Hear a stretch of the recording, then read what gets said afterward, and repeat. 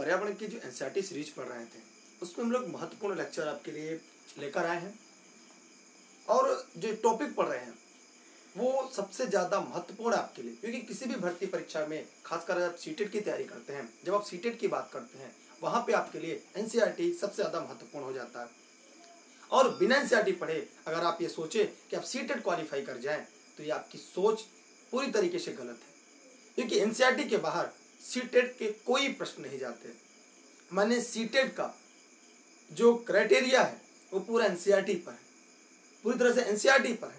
वो भी अगर प्राथमिक के लिए प्राइमरी के लिए दे रहे हैं कक्षा 3, 4, 5 की किताबें, इसे लोग पढ़ते नहीं, वो उन किताबों को पढ़कर आप सीटेट परीक्षा उत्तीर्ण कर सकते हैं। जब पर्यावरण के दृष्टिकोण से देखा जाए तो उसकी महत्व और बढ़ जाती है। हम आज आपके बीच कक्षा 5 की पर्यावरण की बुक लेकर आए हैं और इसमें हर एक लाइन में आपको हर एक प्रश्न मिलता जाएगा। मतलब आपको ये विश्वास होगा कि वास्तव में जो दुर्गेश सर ने कहा वो करके दिखाया। हम आपके बीच एक ऐसी महत्वपूर्ण सीरीज लेकर आए हैं जिसे पढ़ने के बाद आपको सिलेक्शन से कोई रोक नहीं सकता, और मेरा उद्देश्य है केवल आपके सिलेक्शन के लिए। चलिए इस वीडियो की शुरुआत करते हैं और आप सबसे पहला काम जैसे जुड़िएगा इस वीडियो को शेयर करिएगा। एक टॉपिक था बाघ, जो सीटेट में सबसे ज्यादा बार पूछा जा चुका है। एनसीईआरटी कक्षा 5 आसपास पार्ट 1 बाघ के बारे में कल हमने काफी चर्चा की थी। बाघ से जुड़े हुए सही प्रकार के प्रश्नों को हम लोगों ने हल कर लिया था। आज हम लोग ठीक उसके आगे पढ़ेंगे, क्योंकि हमारा उद्देश्य है आपको सिलेक्शन दिलाना। तो सिलेक्शन के लिए आप क्यों पूछे हैं। आप अगर जब से वीडियो को जुड़िएगा आप लाइक करिएगा, शेयर करिएगा। सुबह 8 बजे जूनियर की एनसीईआरटी भूगोल प्रारंभ हो चुकी है, तो प्रतिदिन सुबह 8 बजे सोने के उठने के बाद ज्योग्राफी की सीरीज एनसीईआरटी पैटर्न पे स्टार्ट हो चुकी है। अगर आप एसएसटी की तैयारी करना चाहते हैं तो सीटेट की सुबह 8 बजे। जी हाँ, चलते हैं आगे बढ़ते हैं। बात कम हम लोग को काम ज्यादा करना होगा। देखिए कल हम लोगों ने बाघ से जुड़े हुए कुछ महत्वपूर्ण तथ्य को पढ़ा था, कुछ महत्वपूर्ण तथ्यों के बारे में अध्ययन किया था। अब उन्हीं के आगे बात करते हैं। हमारे देश में बाघों के अलावा भी कई अन्य जानवर हैं जिनकी जाति कम होती जा रही है और जिन्हें लुप्त होने का खतरा बढ़ गया है। एक छोटा सा प्रश्न आपके मन में परीक्षा में पूछा सीटेट में कि लुप्त होने का क्या कारण है। आखिर बाघों की संख्या लगातार लुप्त होती जा रही है। तो आप लोग अगर प्राथमिक विद्यालय में एज ए टीचर हैं तो बच्चों को ये कैसे समझाएंगे कि लुप्त होने का कारण किसी भी जानवर का क्या है। जल्दी से कमेंट करके बताइएगा। रेड डाटा बुक का संबंध क्या है। रेड डाटा बुक में रेड डाटा बुक में किन्हें सम्मिलित किया जाता है। रेड डाटा बुक में किन जानवरों को सम्मिलित किया जाता है। कोई जानवर कितना दिन तक न दिखाई दे तब उसे हम रेड डाटा बुक में रखते हैं। ये बड़ा सा प्रश्न है जिसको आप सभी को कमेंट में जवाब देना है। और हम आगे बढ़ते हैं आपके सिलेक्शन की तरफ एक कदम और। तो यहाँ पे है कि जैसे हमारे देश की सरकार को इसकी सुरक्षा के लिए कई ठोस कदम उठाए गए। जैसे राजस्थान के भरतपुर में घाना पक्षी अभ्यारण्य है। राजस्थान में भरतपुर में घाना पक्षी अभ्यारण्य है, इसे पक्षियों का स्वर कहा जाता है। दूसरा उत्तराखंड का जिम कॉर्बेट नेशनल पार्क, जिसका पुराना नाम नेशनल हैली था और यह बाद में चलकर 1957 में चलकर इसे जिम कॉर्बेट रखा गया, जो उत्तराखंड में है। 2 प्रश्न आपके तैयार पूछे जा चुके हैं। ठीक है, 2 प्रश्न आपके यहाँ से सीटेट में पूछे जा चुके हैं। यहाँ शिकार करना सख्त मना है, इनको कोई भी नुकसान नहीं पहुंचा सकता। मतलब बच्चों को ऐसे समझाएंगे कि जो उनके जो प्राथमिक कक्षा होती है, प्राथमिक कक्षा के बाउंड्री में यदि कोई पेड़ लगा हो, उन पेड़ को अगर बकरी खा जाए तो उसे कैसे बचाएंगे। उसकी तरफ चार दीवारी लगा देंगे और बकरी के पहुंच से दूर रखेंगे। उसी प्रकार जानवरों को बचाने के लिए हम क्या करेंगे, वह जैव अभ्यारण्य, राष्ट्रीय उद्यान आदि बनाएंगे जहां पे शिकार करना मना होगा। इस तरह हम बच्चों को समझाएंगे। और यदि कोई भी जानवर अपने मूल स्थान पर 50 वर्ष तक न दिखाई दे तब हम उसे रेड डाटा बुक में रखते हैं। रेड डाटा बुक IUCN जारी करती है, international unique conservation of nature जारी करती है। अगर कोई भी जानवर अपने मूल स्थान पर 50 वर्षों से दिखाई नहीं दे रहा है तब उसे हम रेड डाटा बुक में रखते हैं। आगे बढ़ते हैं। हैंड रिटेन एनसीईआरटी के नोट्स है, प्योर एनसीईआरटी जी हाँ, संकट प्राय जातियां जो 50 वर्षों से अपने मूल स्थान पर न दिखाई दे, उन्हें हम रेड डाटा बुक में रखते हैं। फटाफट वीडियो को शेयर करिएगा। लाइक तब करिएगा जब आपको लग जाए यहाँ से सीटेट में हुबहू प्रश्न आते हैं, तब लाइक करिएगा, पहला कम शेयर करिएगा, लोगों तक पहुंचाइएगा। आगे बढ़ते हैं हम लोग अगले टॉपिक की तरफ। अब यहाँ शुरू होता है, क्या आप लोग को पता है कि जानवरों को क्यों शिकार किया जाता है, जानवरों को क्यों मारा जाता है? तो छोटे बच्चे भी इसका जवाब आसानी से देख सकते हैं कि जानवरों का शिकार क्यों किया जाता है। इसका मतलब कि मनुष्य स्वार्थी है। अभी आपने देखा होगा कुछ दिन पहले केरल में एक हाथी को अनानास में बम भर के, बारूदी चीजें भरकर उसे खिला दिया गया और वो भी मर गई, वो गर्भवती थी, उसके पेट का बच्चा भी मर गया। इससे स्पष्ट होता है कि सीटेट में यहाँ से इस बार प्रश्न पूछा जा सकता है। क्यों ना? क्योंकि मामला विवादित है पूरे भारत में, तो यहाँ से प्रश्न पूछा जाना लाजमी है। तो यहाँ पे क्या होगा, क्या आपको पता है गैंडे के सिंग, गैंडे को भी शिकार किया जाता है, किसके लिए? उसके सिंग के लिए। गैंडे को उसके सिंग के लिए शिकार किया जाता है। दूसरा, शेर को उसकी खाल के लिए, मगरमच्छ और सांप को उसकी खाल के लिए, सांप को भी उसकी खाल के लिए शिकार किया जाता है, जिससे इन जीवों पर प्राय संकट का खतरा रहता है। तो यह इसकी शॉर्ट ले लीजिएगा, यह सीटेट का वो प्रश्न है जो परीक्षा में हूबहू आपसे पूछा जा सकता है। हाथी को उसके दांत के लिए, आपने देखा होगा हाथी को उसके दांत के लिए प्राय शिकार किया जाता है। हाथी को जो दांत निकले होते हैं उनका प्रयोग कहाँ होता है, कमेंट करके जवाब दीजिएगा। और आपसे मेरी रिक्वेस्ट है कि वीडियो को शेयर जरूर करिएगा। एनसीईआरटी पैटर्न पर सीटेट स्पेशल पर्यावरण है, इसके बाहर पर्यावरण प्रश्न नहीं आएगा, इस बात की 100% गारंटी है। आगे देखेंगे हम लोग, इन सबको मार दिया जाता है और कस्तूरी हिरण, थोड़ी सी खुशबू के लिए कस्तूरी हिरण को मार दिया जाता है। अब आप हमें बताइएगा, एक छोटा सा प्रश्न मैं आपसे पूछूंगा, जो हिरण होता है उसमें कस्तूरी कहां पाया जाता है? कस्तूरी हिरण में कस्तूरी कहां पाया जाता है? फटाफट कमेंट करके जवाब दीजिएगा। जो साथी इस वीडियो को हमारे Facebook page LND with Durgesh पे देख रहे हैं, फेसबुक पे जवाब देंगे कमेंट करके। जो साथी इसे हमारे YouTube channel LND with Durgesh पे देख रहे हैं, प्रतिदिन रात 9:30 बजे सीटेट स्पेशल, 7:30 बजे सीटेट मैथ स्पेशल और सुबह 8 बजे जूनियर सीटेट स्पेशल एनसीईआरटी भूगोल की कक्षाएं प्रारंभ हो चुकी हैं। तो ये होगा, जल्दी बताइएगा, ऐसे मारने वाले लोगों को क्या कहते हैं? जल्दी से कमेंट करके बताइएगा। जो जानवरों को चंद पैसों के लिए, चंद सुख सुविधाओं के लिए मारते हैं, उन्हें क्या कहते हैं? यह सवाल आपको कक्ष में पूछना है, ताकि आपके कक्षा में बैठा प्रत्येक बालक इसका जवाब दे सके। माने गैंडे को सिंग के नाते, शेर, मगरमच्छ, सांप को उसकी खाल के नाते, हाथी को उसके दांत के लिए, कस्तूरी मृग को थोड़ी सी खुशबू के लिए जो मारा जाता है वह, जी हाँ, जम्मू कश्मीर में इसका अभ्यारण्य, ठीक है, लेकिन कहां होता है? सभी लोग कमेंट करो। नाभि में होता है, कस्तूरी मृग में कस्तूरी नाभि में होता है। उन्हें क्या कहते हैं? तो जो इन जानवरों को मारते हैं उन्हें क्या कहते हैं? उन्हें शिकारी कहते हैं। उन्हें क्या कहते हैं? शिकारी कहते हैं। जो अपने स्वार्थ सिद्ध की वजह से इन जानवरों को मारते हैं, शिकार करते हैं, इन्हीं की वजह से हमारी पृथ्वी पर जीवन में लगातार संकट होता जा रहा है, लगातार जीवों में संख्या में गिरावट हो रही है। इस प्रकार बाघों की संख्या लगातार कम होती जा रही है। जो हम लोगों ने बात पढ़ा था, कस्तूरी मृग के नाभि में होती है, एकदम सही जवाब। मैं कितने लोग का नाम लूं, इतने लोगों ने सही जवाब दिया है, सभी को एक तरफ से धन्यवाद। बस इतना कह सकता हूं, ईश्वर करे जितनी उम्मीद और मेहनत से आप इस वीडियो को देख रहे हैं, सफलता उतनी दोगुनी आपके पास आए, सभी लोग सफल हो जाए। जितने लोग इस वीडियो को लाइक शेयर किए हैं वो अगली बार एक अध्यापक के रूप में मिले और सभी लोग क्वालिफाई कर जाएं। आगे बढ़ते हैं अगले प्रश्न की तरफ। इसी वजह से हम जानवरों के लिए खतरा बन रहे हैं। मनुष्य अपनी चंद आवश्यकताओं के लिए जानवरों के लिए खतरा बन रहा है, न कि जानवर मनुष्य के लिए खतरा बनते जा रहे हैं। एक छोटा सा प्रश्न आता है, हॉट स्पॉट जोन किसे कहते हैं? कमेंट करके बताइएगा। इसका संबंध हॉट स्पॉट जोन से, खासकर जब पर्यावरण आप पढ़ते हैं, एक शब्द आती है हॉट स्पॉट। तो हॉट स्पॉट क्या होती है? फटाफट कमेंट करिएगा।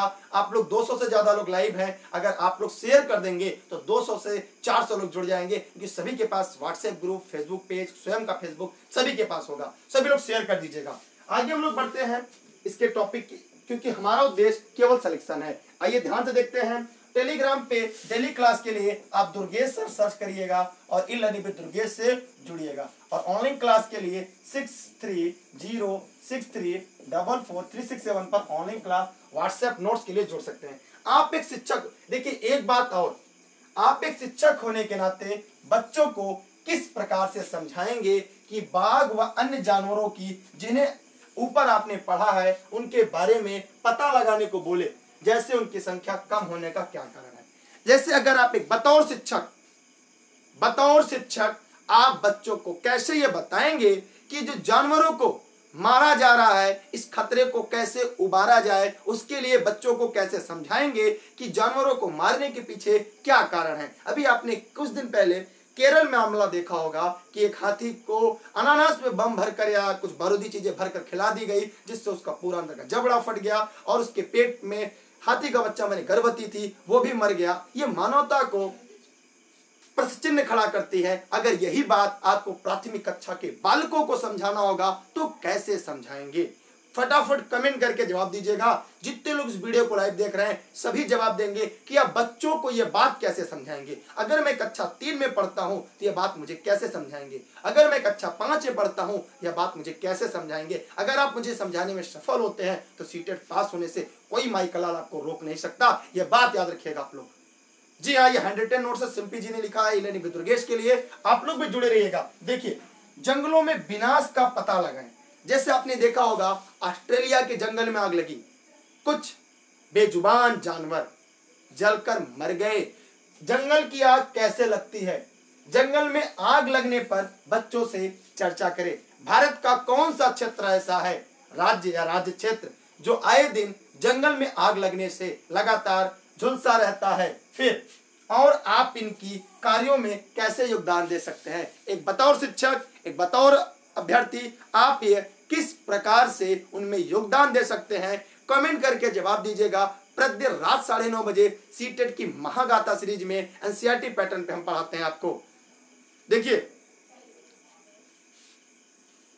दावानल बोलते हैं जंगल में आग को, तो हिंदी में अनेक शब्दों का एक शब्द हो गया, लेकिन आपको यह बताना है कि प्राथमिक कक्षा के बच्चों को, क्योंकि हम एनसीईआरटी पढ़ा रहे हैं आपको। ये एनसीईआरटी की किताब है। कौन सी किताब? हम आपको दिखा दें। किताब जो हम पढ़ा रहे हैं वो एनसीईआरटी है, वो ये किताब है। आपको इस किताब के आधार पर बताना है कि एक शिक्षक होने के नाते ये एनसीईआरटी किताब है, हमें एनसीईआरटी किताब के आधार पर बताना है, एनसीईएफ 2005 के आधार पर बताना है कि आप बच्चों को ये कैसे बताएंगे कि जो शिकार कर रहे हैं, क्योंकि जैसे ही आपके दिमाग में बातें बैठेंगी आप सीटेट आसानी से क्वालिफाई हो पाएंगे। सीटेट आपकी सोच है। सीटेट ये एक कक्षा में आप कैसे पढ़ाएंगे, अगर इस पर आपने विजय पा लिया तो सीटेट कोई माई कलाल नहीं है जो आपको फेल कर दे। खासकर ईबीएस में 30 में 30 की गारंटी रखते हैं हम, और 30 में 30 तो नहीं, 25+ हर हाल में करेंगे आप। कैसे?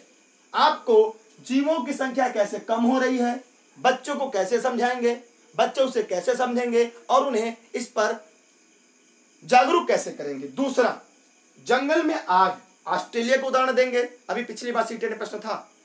उसके बाद आप उनकी कार्यों में कैसे योगदान दे सकते हैं। इन प्रश्नों का जवाब अगर आप लाइव देखेंगे तो लाइव जवाब दीजिएगा, अगर वीडियो खत्म होने के बाद देखेंगे तो खत्म होने के बाद देंगे। सुबह 8 बजे एसएसटी भूगोल एनसीईआरटी स्टार्ट हो चुकी है। सुबह 8 बजे टेलीग्राम पर उसकी नोटिफिकेशन आपको मिल जाएगी, सुबह 8 बजे। आगे बढ़ते हैं।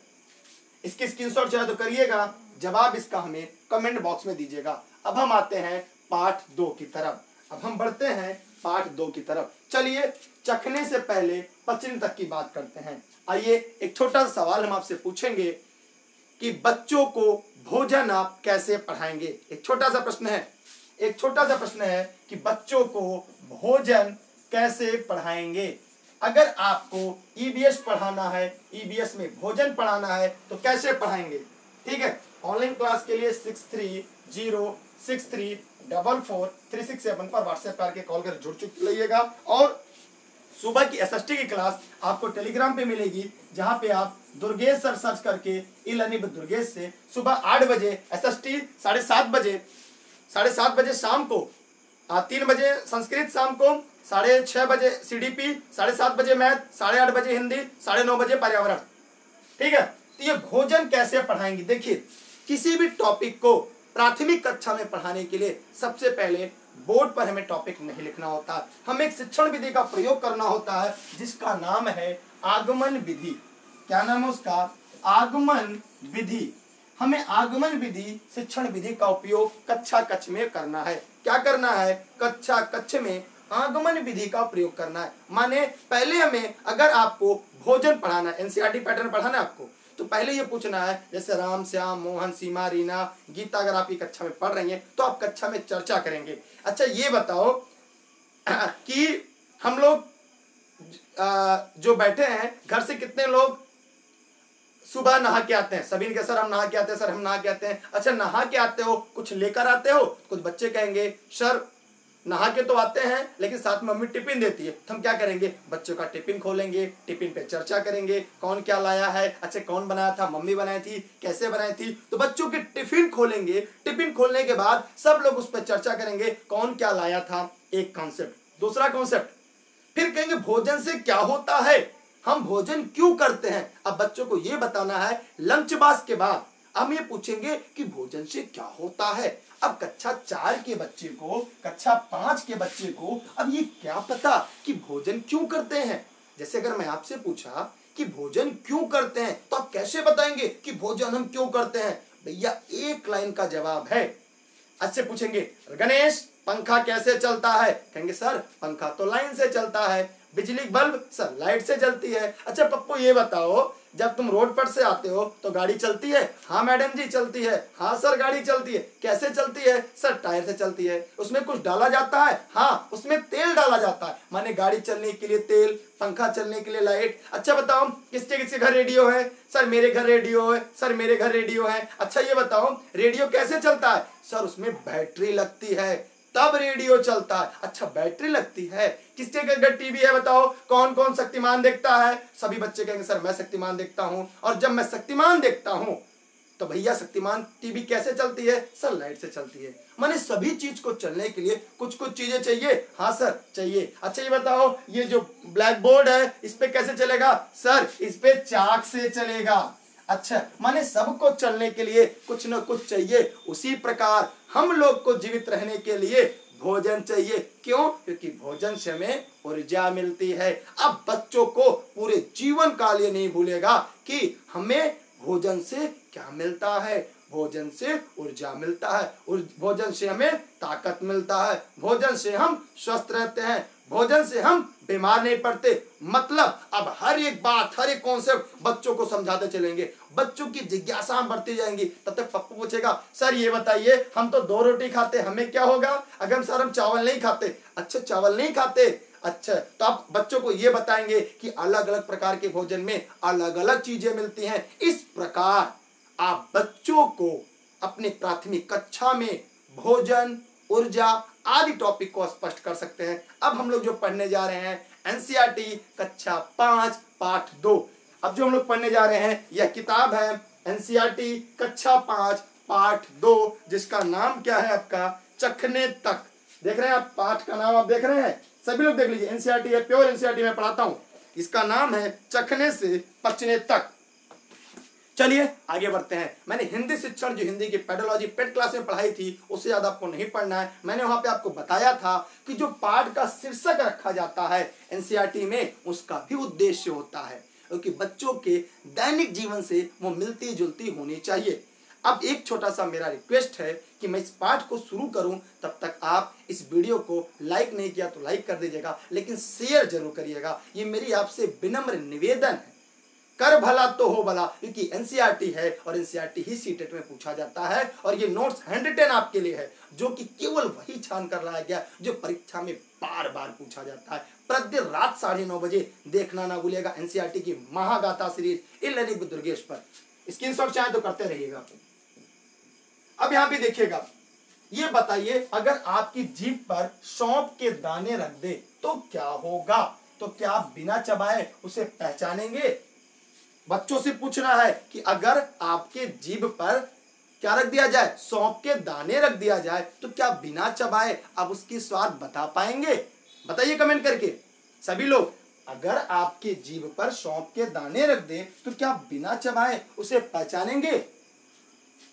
अगर नींबू के रस की कुछ बूंदे चखाएं तो उन बूंदों से आप क्या स्वाद पहचान लेंगे? अगर आपकी जीभ पर नींबू की कुछ बूंदे टपकाई जाए तो क्या आप उसका स्वाद पहचान पाएंगे? यह सवाल एक अध्यापक को एक बच्चों से पूछना है। किससे? बच्चों से पूछना है। और जब बच्चों से पूछेंगे तो क्या होगा, आंख बंद करके कुछ खाने की चीजों को मुंह किसी और हिस्से पर रखो, ओठ, तालू, जीभ, क्या आपको और कहीं स्वाद का पता लगता है? करके सीखो। अब देखिए, अब बच्चों को ये बताइए कि जैसे जीभ के अलग अलग हिस्से पे जैसे रखिए, कभी तीखा, मीठा, कड़वा, हर चीज को जो खाने योग्य हो वह अलग अलग जीभ के, कभी ओठ पर, कभी कोने में, कभी दांत पर, कभी जबड़े पर, अलग अलग चीज पर रखिए। क्या आपको सभी जगह से स्वाद का अनुभव होता है? तो आप कहते हैं नहीं सर, ऐसा नहीं होता। केवल हम जब चीजों को जीभ पर रखते हैं तभी हमें पता चलता है खट्टा है, मीठा है, नमकीन है, कैसा है। इसलिए जीभ से हमें क्या पता चलता है? जीभ से हमें क्या पता चला? सोचिए, एनसीईआरटी ने आपको कैसे पढ़ा दिया। हाँ, जूनियर की साइंस में चलेगी कल से, देखिएगा। तो स्वाद कहां से पता चला? हमें जीभ से पता चला। कहां से पता चला? आपको टेस्ट जो था वो जीभ से पता चला। ये कहां मिला? एनसीईआरटी पार्ट 2 में मिल गया, हमारे कक्षा 5 में। आगे बढ़ते हैं, चाहे तब इसकी स्क्रीनशॉट ले लें या आगे बढ़ते हैं। आइए, अब यहां पे कह रहा है, अगर आप बच्चों को आंख बंद करके स्वाद पहचानने के लिए बोलेंगे तो बच्चों को खाने की चीजें एक तरीके से लगेगी। जैसे अगर बच्चों को आंख बंद करके कोई भी चीज खाकर उसका स्वाद बताने के लिए अगर कहा जाएगा तो लगभग सभी के स्वाद बच्चे बताएंगे, अलग अलग स्वाद। क्यों? क्योंकि अब उनको ये पता हो गया है कि अब हमें स्वाद कहां से पता चलती है, जिह्वा से या जीभ से।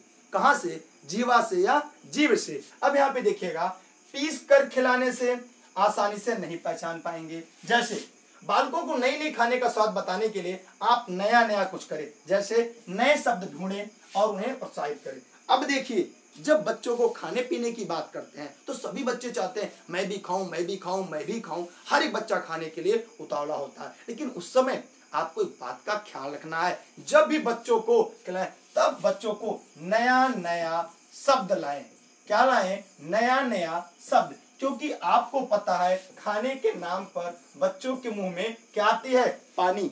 बच्चों के मुंह में क्या आती है? पानी। जब बच्चों के मुंह में पानी आएगी खाने के नाम पर, उसी समय क्या करिए? उन बच्चों को नए नए शब्द भी सिखाइए। क्या करिए? उसी समय आप बच्चों को नए नए शब्द सिखाइए। जैसे ये मुंह में पानी आना किस मनोवैज्ञानिक का सिद्धांत है जो आपने भी पढ़ा होगा?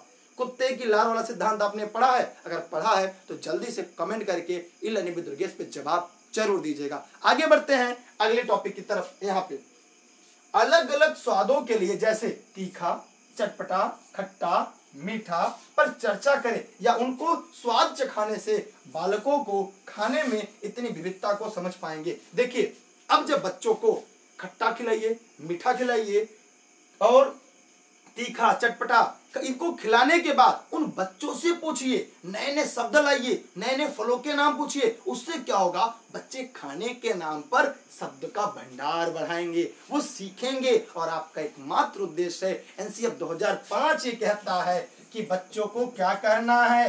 केवल आपको सिखाना है। और सिखाने के लिए इससे आसान कोई तरीका नहीं हो सकता। उन्हें स्वाद का भी गुण दिखाएंगे आप।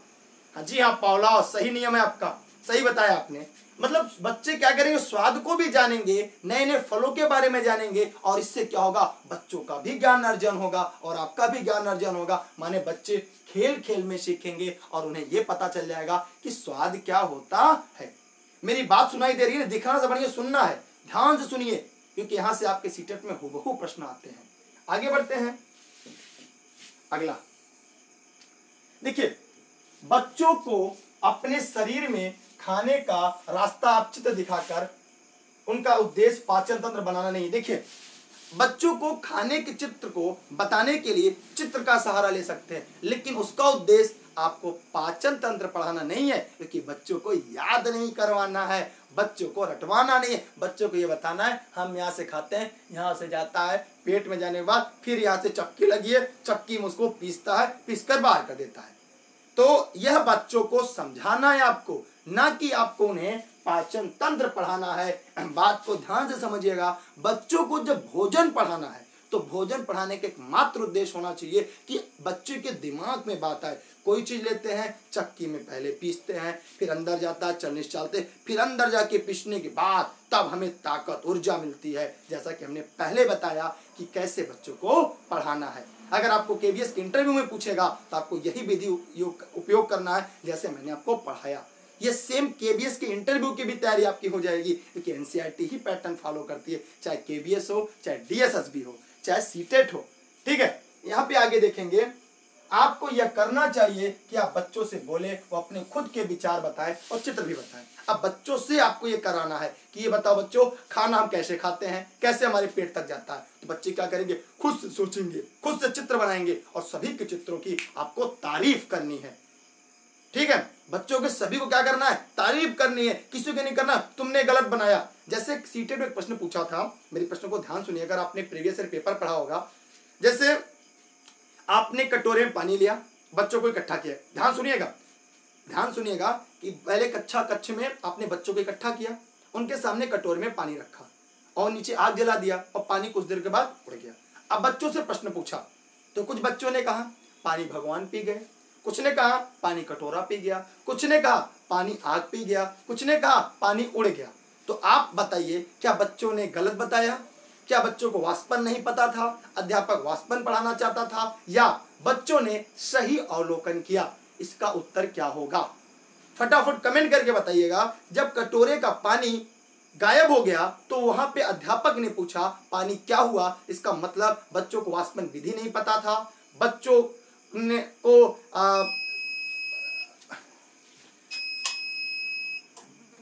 ठीक है, बच्चों को पानी के बारे में नहीं पता था, या बच्चों को नहीं आता था वाष्पन विधि, या बच्चों ने सही अवलोकन किया। तो इसका उत्तर होगा कि बच्चों ने सही अवलोकन किया, क्योंकि बच्चा जैसा देखता है वैसा करता है। यही बात यहाँ पे सिद्ध होती है। ये सीटेट 2016 का पूछा प्रश्न है। अगर आपने प्रीवियस ईयर पेपर हल किया होगा आपको ये प्रश्न भली भांति याद होगा, क्योंकि बच्चा जैसा देखता है वैसा बोलता है। और हमें यही सिखाना है कि पाचन कैसे भोजन हमारे पेट तक जाता है, ये सभी बच्चे बताए। तो इस प्रकार बच्चे जो भी बनाएंगे वो एकदम सही अवलोकन करेंगे कि बच्चा जैसा देखता है वैसा बताता है। आइए आगे पढ़ते हैं। बच्चों ने एकदम सही अवलोकन किया।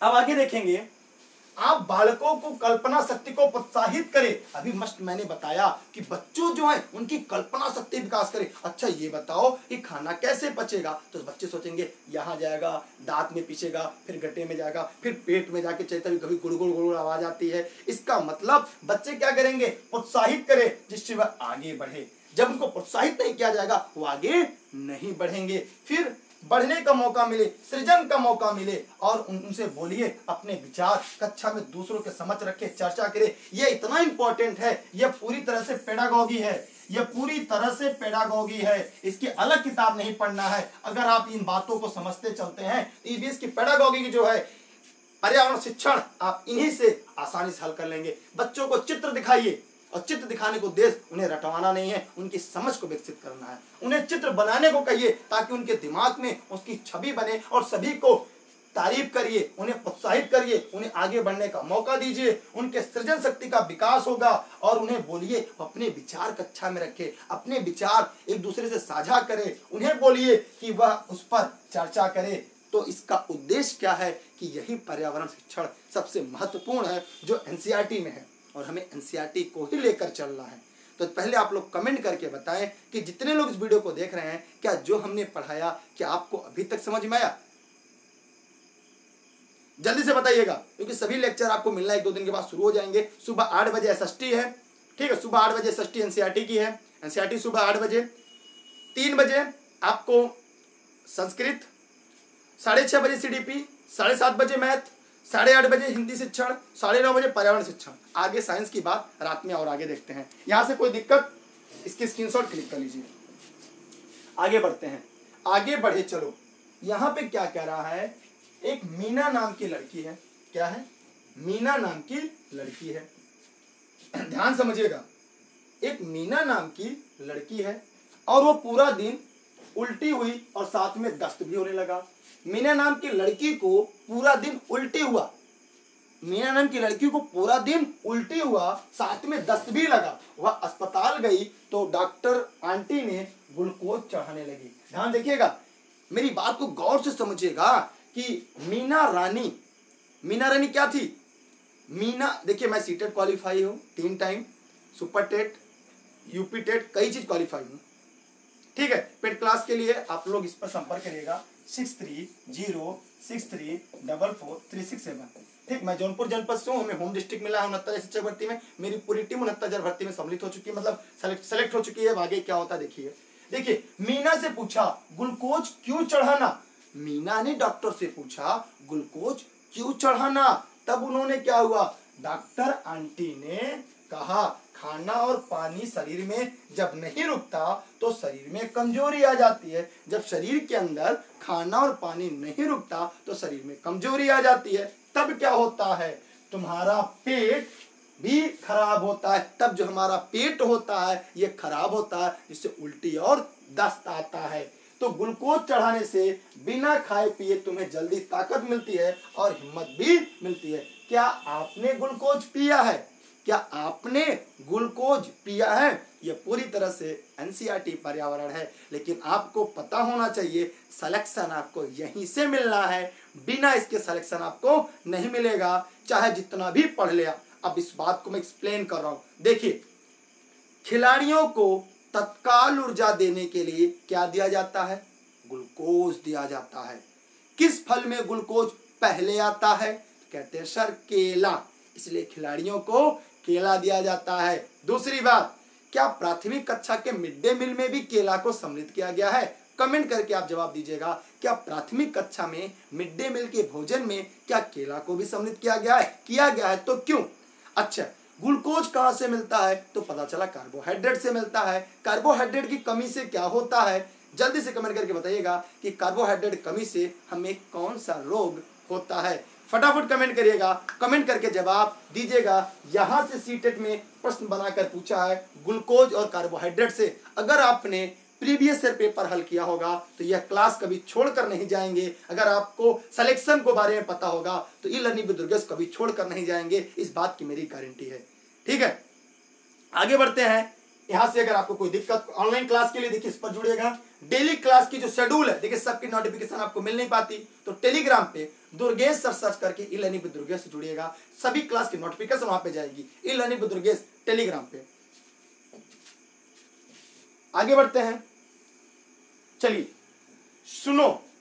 ग्लूकोज शुगर के रूप में हमारे शरीर को ताकत देता है। ग्लूकोज शुगर के रूप में हमारे शरीर को क्या देता है? ताकत देता है। अच्छा, प्रोटीन क्या होता है? प्रोटीन से भी मसल्स का निर्माण होता है। सीटेट का पूछा क्वेश्चन है। ठीक है, यह अमूर्त सोच है बच्चों के लिए। यह कैसी सोच है? अमूर्त सोच। अब अच्छा ये बताइए अमूर्त क्या होता है, जरा कमेंट करके बताइए अमूर्त क्या होता है? अमूर्त सोच क्या होता है? फटाफट कमेंट करके बताइएगा कि अमूर्त क्या होता है, अमूर्त सोच क्या होती है, अमूर्त सोच क्या होता है। जितने लोग वीडियो को लाइव देख रहे हैं वो कमेंट करके बताएं अमूर्त सोच क्या होता है।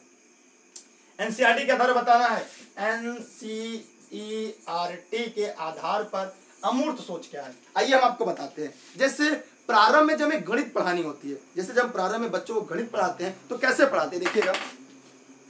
जैसे हमें बच्चों को प्रारंभ में गणित पढ़ानी होती है तो हम पढ़ाते हैं, जैसे ये कितनी मोबाइल है? कहते हैं बच्चों से सर 1 2 3। कितनी है? 3। कहते हैं ये कितनी है? 2 और ये मिल गई, कितनी हो गई? कितनी हो गई? अब कहते हैं 3। तो पहले बच्चों को गणित पढ़ाते हैं तो वस्तु दिखा के पढ़ाते हैं। कहते हैं ये 2 और ये कितनी हो गई? 3। तो जब वस्तु दिखा के पढ़ाते हैं इसे कहते हैं मूर्त। क्या कहते हैं इसे? मूर्त वस्तु कहते हैं। बाद में वस्तु हटा लेते हैं, उनके पास ज्ञान शेष बचता है। अब कहते हैं 2 और 2 कितना होगा, कहते हैं सर 4। तो पहले गणित जो पढ़ाई जाती है, मूर्त वस्तु दिखाकर पढ़ाई जाती है, वस्तु हटा ली जाती है, अब ज्ञान शेष बचता है। जैसे कहते हैं अगर राम के पास 5 कलम थी, उसने 2 सोहन को दे दिया, अब राम के पास कितनी है, तो राम ने कलम दिया। क्या राम ने कलम मोहन को देते हुए देखा, नहीं देखा, तो यह क्या हो गई, अमूर्त सोच हो गई। इसे ही सीटेट की भाषा में अमूर्त सोच कहते हैं। क्या कहते हैं, इसे ही अमूर्त सोच कहते हैं, कल्पना करना कहते हैं। ठीक, क्या करना, कल्पना करना। क्लियर, क्लियर हुआ, आगे बढ़ते हैं। सभी लोग फटाफट वीडियो को शेयर भी करते रहिएगा ताकि लोगों तक भी पहुंचता रहे। फटाफट आप लोग कमेंट करके लोगों तक पहुंचाते रहिएगा। आगे बढ़ते हैं, यहां से स्क्रीनशॉट चलाते रहते रहिएगा। तो फिर यहां पे देखा हम लोगों ने अमूर्त सोच बच्चों के लिए, इसलिए उम्र में बच्चों को समझ पाए थोड़ा मुश्किल भी है। जैसे इस उम्र में बच्चे समझ पाए यह भी थोड़ा मुश्किल है। ध्यान रखना, ग्लूकोज चढ़ाने से बिना खाए पिए हिम्मत ताकत मिलती है। ऐसा देखिए, यह बात याद रखिएगा, अगर आप टाइम से खाते हैं, टाइम से रहते हैं, सभी चीजों का ध्यान रखते हैं, तो आपको याद रखिएगा कभी भी आपको किसी प्रकार की दिक्कत नहीं होगी। इसीलिए जो भी लोग, ध्यान से मेरी बात को समझिएगा कि जो ग्लूकोज होता है ये ऐसा नहीं है कि आप बिना खाए पी रहे हैं रोज ये बच्चों को बता दीजिएगा, क्योंकि ऐसा नहीं है कि रोज ग्लूकोज चढ़ाते रहिएगा। अगर आप टाइम से खाना पीना खाते हैं तो आपको ग्लूकोज की जरूरत नहीं पड़ेगी। इसलिए दिए गए प्रश्न का उत्तर क्या होगा, यह अच्छा प्रश्न ही नहीं है, सॉरी, आगे बढ़ते हैं लोग आगे। चलिए एक बात और बताएं, एक कहानी है, यह सीटेट में पूछा है। अगर आपने सीटेट की प्रीवियस ईयर पेपर देखा होगा तो यह प्रश्न पूरी तरह से पूछा गया है और यह प्रश्न सीटेट में पूछा गया है। जी हाँ, आइए इसकी कहानी के बारे में हम लोग बात करते हैं। प्रीवियस ईयर पेपर 2-3 दिन बाद से सॉल्व होगा। एक कहानी है, पेट में झांका जाना भेद, पेट में झांका जाना भेद। यह कहानी अनीता राम पाल ने 1985 अगस्त में लिखी थी। मोस्ट इंपॉर्टेंट, इस कहानी में डॉक्टर बोमोट को एक मार्टिन का एक अजूबा पेट मिला। मार्टिन नामक व्यक्ति का एक अजूबा पेट मिला। जैसे वह पेट उनके लिए खजाना हो, उनके लिए पेट क्या था, एक खजाने जैसा था, जैसे उन्हें कोई खजाना मिल गया हो। किसको, बोमोट को। मार्टिन ने इस पेट के साथ 9 साल प्रयोग किया।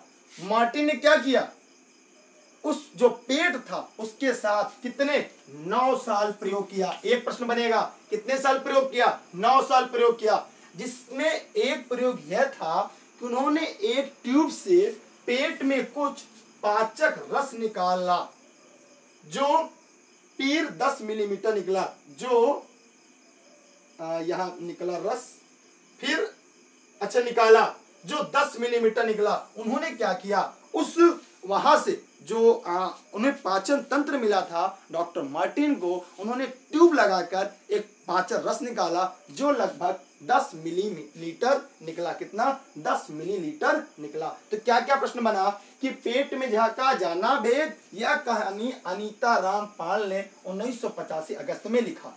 इस कहानी में डॉक्टर बोमोट को मार्टिन का एक अजूबा पेट मिला। यह पेट उनके लिए खजाना था। मार्टिन ने इस पेट को 9 साल तक प्रयोग किया, जिसमें एक प्रयोग था एक ट्यूब से पेट में कुछ पाचन रस निकालना जो 10 मिलीलीटर निकला। ठीक है, क्लियर। यहां से क्या हुआ, अमूर्त गलत, अच्छा अमूर्त गलत दिखा, चलिए कोई बात नहीं, अमूर्त, चलिए कोई बात नहीं, चलिए अमूर्त गलत लिखा था भैया, कोई बात नहीं, चलिए हो गया। हमारे पेट का पाचन रस एसिड अम्ल की तरह, मोस्ट इंपॉर्टेंट, हमारी ये एनसीईआरटी है, पूरा एनसीईआरटी है, मैंने आपको पहले बताया, ये पूरी डेटा एनसीईआरटी की है। हमारे पेट का पाचन रस एसिड अम्ल की तरह होता है। आगे क्या हुआ, पाचक रस में एक उबली हुई मछली के 20 टुकड़े, कितने, उबली हुई मछली के 20 टुकड़े डालकर सुबह 8:30 बजे रख दिया। कब रखा, सुबह 8:30 बजे रख दिया। इस ग्लास को उतने ही तापमान में रखा जितना सामान्य हमारे पेट के अंदर होता है। वो जो ग्लास था उसमें मछली को उतने तापमान में रखा जितना हमारे पेट का आम टेम्परेचर होता है। पेट के अंदर होता है लगभग 30 सेंटीग्रेड, लगभग कितना होता है, 30 सेंटीग्रेड पेट के अंदर का तापमान।